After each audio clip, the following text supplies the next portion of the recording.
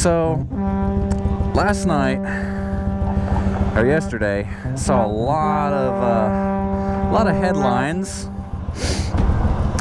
about an Olympian who's getting attention for all the wrong reasons for turning her back during the national anthem. Now, some people are saying, oh, she's just protesting her distaste for the systemic racism and white supremacist country and whatever, and peacefully protesting. That's great. Fine, whatever. However, as an Olympian, you are supposed to be representing, the best and the most athletic, all that is good and mighty and competitive in America. And when you do stuff like that, you don't really represent a majority of Americans. Because I still am I'm not sold on the fact that a majority of Americans believe America is racist at its core, that America is bad, that America is evil. No. The loudest people say that, but I don't think it's the majority. And then I started to think, I was like, why do people protest the flag so much? Do they not really realize what it represents, what it stands for?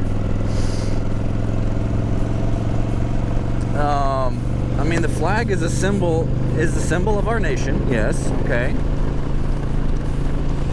Every nation in the world has a flag. States have flags. It dates back to, I don't know, probably pre-medieval times, where you had a crest, you had a symbol that represented who you were. And we still fly those banners. So, what does the flag represent? It represents the men and women who fought and died for our freedom. America is one of the few countries in the world where you can actually speak out against the leaders and not really suffer any repercussions. There are countries where if you do what she did, you wouldn't be heard from again. You would disappear.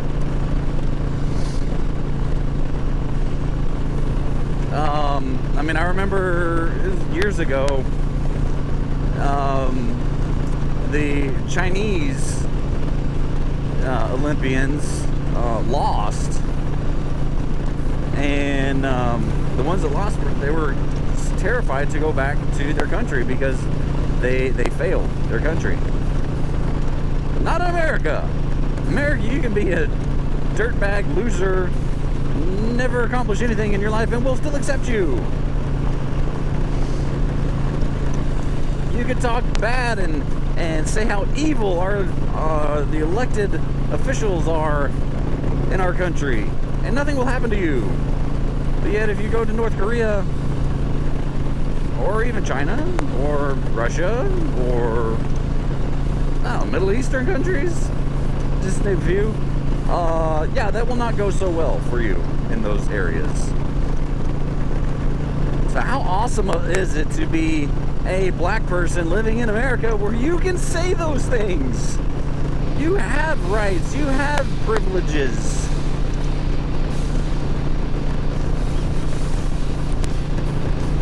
So the men and women who died to protect our freedom, that is what the flag stands for. That is why so many people who call themselves patriots, virtually all military veterans, stand and salute the flag, especially during the Pledge of Allegiance. I did some research and I saw a video yesterday called the Star Spangled Banner as You've Never Heard It. I hadn't seen this video. It's about 7 years old, but I had never seen it. Wow, is it powerful? It made me choke up, made me tear up over the sacrifices that were made to secure the freedom of our nation. Now, the video itself does take a lot of liberties. It kind of romanticizes a lot of things from other sources I've seen, but it definitely paints a picture of what the flag represents. That literally the flag is being held up by the bodies of fallen patriots who are fighting for our freedom. So, if you've never heard how the Star Spangled Banner came about, you need to go back and smack your history teacher. I don't think they teach it in schools anymore. But it is something you should go and look it up, research it. Research, the people who fought for their country, who fought for independence in 1776, and then when the British came back in 1812,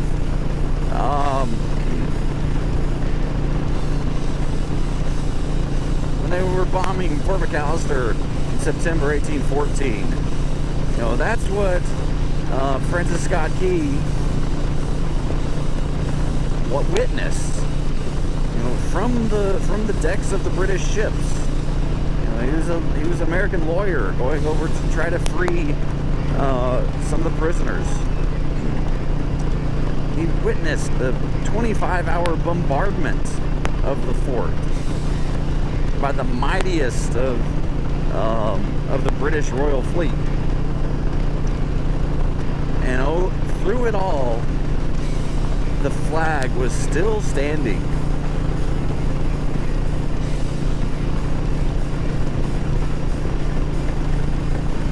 So look it up. Look up what it means. And then maybe when you say the Pledge of Allegiance, when you hear the national anthem, just maybe you'll think about those things. Think about those men and women who fought, who died to give you the freedoms that you have. The freedom to protest against your country. Because otherwise you wouldn't have those, and you'd be really oppressed. You want to know what oppression is? Go look at the lower class of Chinese. Go look at North Korea. Look at these other communist and socialist countries. Countries where people say America needs to go. Excuse me, what? No.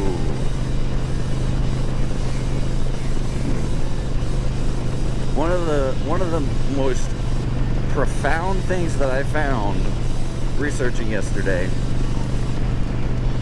was something I had heard long ago. I forget where, probably in history class. But as George Washington said, the thing that sets the American Christian apart from any other person in the world is that he is willing, or he is ready to die on his feet before he will live on his knees.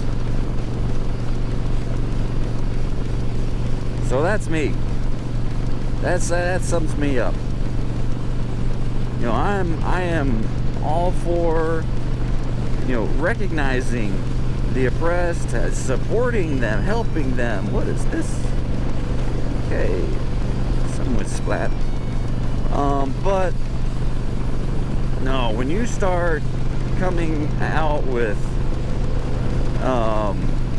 defining race, dividing based on race, blaming white straight men for all the problems in America,